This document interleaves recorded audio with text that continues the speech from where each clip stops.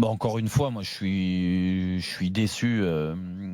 Pas l'intensité parce qu'il y avait un public fantastique. Le spectacle en dehors du terrain était sensationnel. Bollard est vraiment au niveau de la Ligue 1.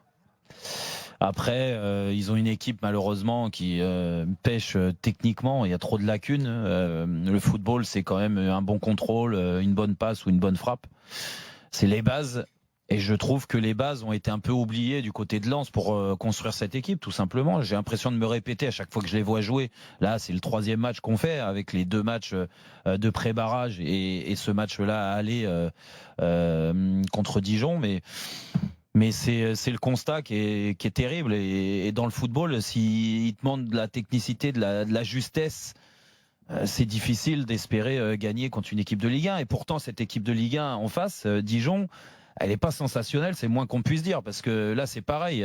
Il y a de l'envie de résister. Avec l'engouement qu'il y avait dans ce stade, mais des joueurs avec un niveau technique et du niveau de la Ligue 2, quoi.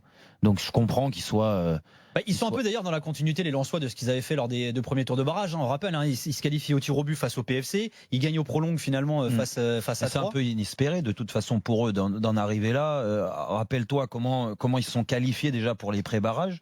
C'est-à-dire il a fallu attendre que Lorient fasse 2-3 faux pas sur la fin de saison, qui marque à 3 journées de la fin, qui marque un but à la 85e minute à Bollard alors qu'ils étaient à 10 contre 11 pardon.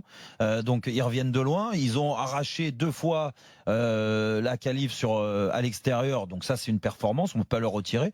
Aujourd'hui, ils mènent 1-0.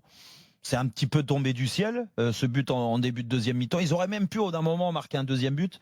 Et puis, ils se font surprendre sur un contre. Donc, maintenant, le match a été tellement indécis aujourd'hui que je me dis qu'ils ont encore toutes leurs cartes en main pour le match retour.